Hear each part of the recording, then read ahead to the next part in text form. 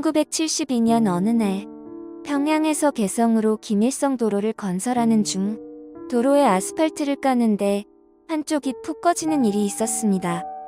운전사가 내려가서 봤더니 그곳에 동굴이 있었고 사람들이 살고 있었습니다. 바로 지하교회 성도들이었습니다. 1953년부터 1972년까지 그곳에서 기독교 박해를 피해 믿음을 지키며 살아왔던 것입니다. 그 버스 운전사는 곧장 신고했고 얼마 뒤 총을 메고 찾아온 북한군들은 그들을 어디론가 끌고 갔습니다. 수용소로 가지도 않고 재판도 없이 북한군들은 가엾은 성도들을 근처에 있는 들판으로 끌고 갔습니다. 북한군들은 총알을 아껴야 했는지 그 들판 주변에 장소를 정하고 밧줄을 사용해서 성도들을 처형시킬 교수대를 만들었습니다. 그리고 한 명씩 한 명씩 처형시키기 시작했습니다.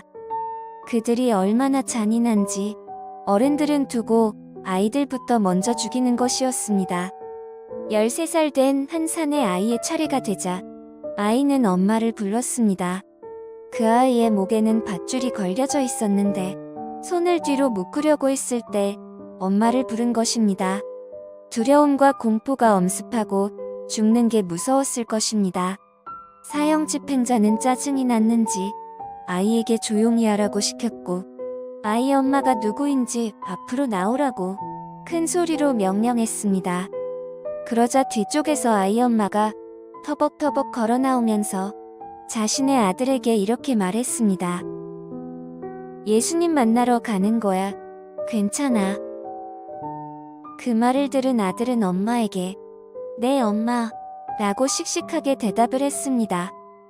집행자는 아이 엄마가 아이를 살려달라고 애걸복걸 할 줄 알았는데 예수님 만나러 가는 거라고 얘기하니 화가 머리끝까지 나서 자신도 모르게 아이를 받치고 있는 의자를 치니 아이가 떨어지면서 손으로 밧줄을 잡고 매달린 상태가 되었습니다. 손이 묶이지 않은 상태이니 본능적으로 살기 위해 밧줄을 잡았던 것입니다. 그때 아이 엄마는 다시 이렇게 말했습니다. 아들아, 이 아저씨 미워하지 말 거라. 우리 천국에서 만나자. 그랬더니 그 아이는 밧줄을 잡은 손을 놓으면서 새어나오는 목소리로 네 엄마 라고 말하며 그대로 밧줄에 매달려 죽었습니다. 갑자기 주위에 모인 많은 사람들이 쥐 죽은 듯이 조용해졌고 죽은 아이 형이 다음 차례로 죽으러 가는데 엄마 고마워요 라고 말하는 거였습니다. 엄마는 뭐가 고맙냐고 물었고 그 아이는 엄마에게 이렇게 말했습니다. 천국 가서 예수님 만나게 해줘서요. 엄마는 흐느끼며 천국에서 보자라고 마지막 말을 전했고 죽으러 가는 그 아이가 집행관 아저씨를 바라보며 그래도 아저씨를 사랑하는 사람이 있어요 라고 말했습니다. 그랬더니 집행관이 어이없는 표정으로 그를 바라보며 누가 나를 사랑하냐고 물었고 그 아이는 하늘에 계신 예수님이 아저씨를 사랑한대요 라는 마지막 말을 하고 교수형을 당해 주님의 품으로 떠났습니다.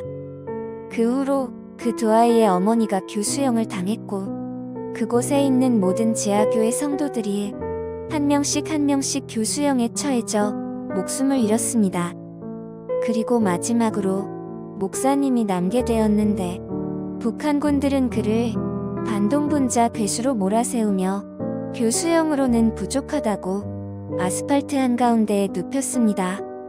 그리고 그곳에 있던 군인들 중 한 명이 아스팔트 공사에 사용하던 불도저를 끌고 와서 아주 천천히 발부터 목사님을 깔아버리기 시작했습니다.